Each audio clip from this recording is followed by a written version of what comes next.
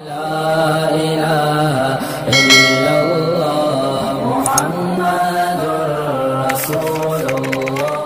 علیکم ورحمۃ اللہ وبرکاتہ نحمدہ ونصلی علی رسولہ الکریم۔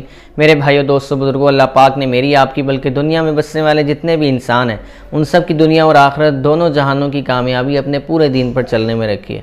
پورا دین میری آپ کی زندگی میں بغیر سیکھے بغیر محنت کے نہیں آئے گا، اس لیے ہم نے مسائل پر مبنی اس ویڈیوز کا سلسلہ شروع کیا ہے اور آج الحمدللہ ہماری 5ویں ویڈیو ہے، تاکہ ہمیں دینی اور دنیاوی ہر معاملے میں علماء کرام سے رہنمائی حاصل کرنے کی ضرورت ہے۔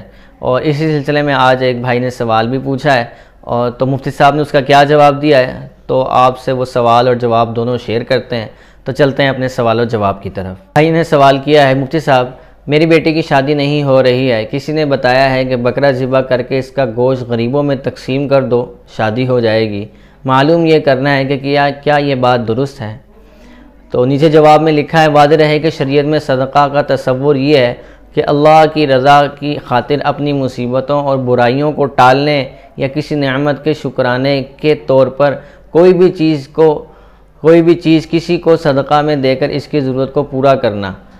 اگر اس کی ضرورت گوشت کی ہو تو اسے گوشت دیا جا سکتا ہے، اور اگر اسے چاول، آٹا، چینی، لحاف، بستر، رقم یا کسی اور چیز کی ضرورت ہو اور اسے یہ اشیاء دے کر اس کی ضرورت کو پورا کر دیا جائے تو یہ بھی صدقہ کہلائے گا۔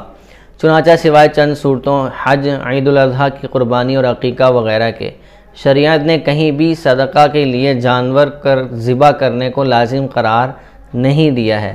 جیسا کہ عوام میں صدقہ کے بارے میں مشہور ہے کہ بکرا ہی صدقہ کیا جائے تو صدقہ ادا ہوتا ہے، اور خاص طور پر کالا بکرا، اس سے بلائیں دور ہوتی ہیں اور یہ جان کے بدلے جان کا فدیہ ہے۔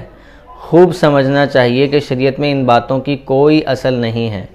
نیز اس سلسلے میں یہ دیکھا گیا ہے کہ فقیر کی بنیادی ضرورت پوری نہیں ہو رہی ہوتی اور اسے بکرے کا گوشت دیا جا رہا ہوتا ہے۔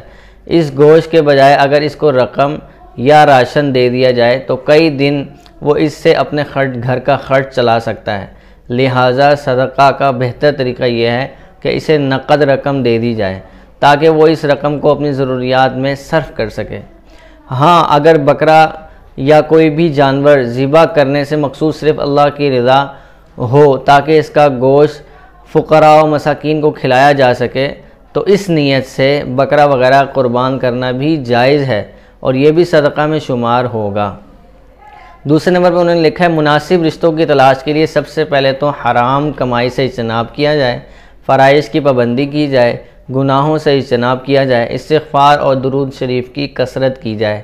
بزرگوں کے مجربات میں ہے کہ اگر رشتوں کی بندش ہو تو صبح شام سورہ واقعہ اور سورہ طارق کی تلاوت کرنی چاہیے، ساتھ ساتھ یہ دعا بھی کرنی چاہیے، رب انی لما انزلت الی من خیر فقیر، سورہ قصص آیت نمبر 24۔